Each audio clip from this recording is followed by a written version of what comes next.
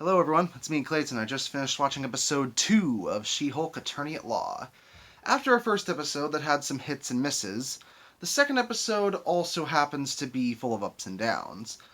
But at the same time, I think the show's sort of getting into its groove, especially since it's introducing its first major case that brings back a character that we haven't seen since 2008. Or last year, if you're counting Shang-Chi. But let's get to the story, shall we? The story is that Jen has now been revealed as the She-Hulk publicly, and that unfortunately causes her to lose her job, considering that the case was forced to be a mistrial after she saved the jury's lives.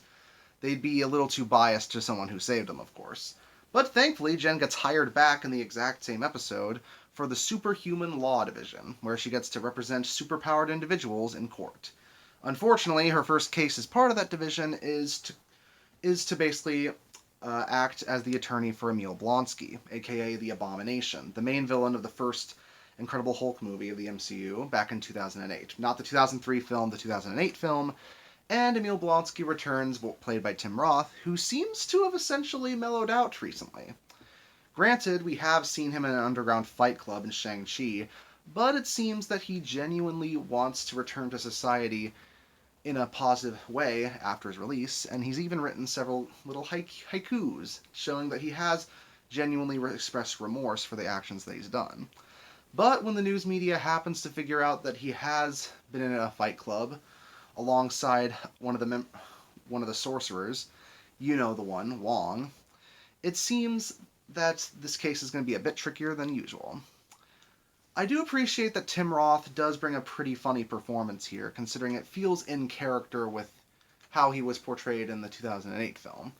Granted, he did cause a major rampage through Harlem, but I kind of buy the fact that he's seemingly mellowed out now.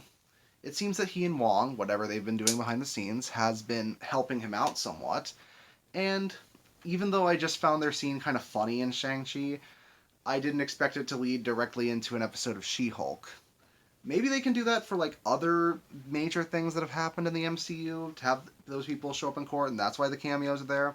I think that'd be kind of fun. On top of that, I thought it was pretty cool to see that Bruce Banner is apparently in space. What's he doing there? I have no idea. But maybe we'll catch up on him later on. I still think the dialogue isn't as good as it could be. The fourth wall jokes are kind of entertaining, and we even get to see Jen's family in this here, like her dad, her brother, her mother, and all those people. And I think they can be kind of funny, but I don't think they're quite as memorable as, say, Kamala's family in Miss Marvel.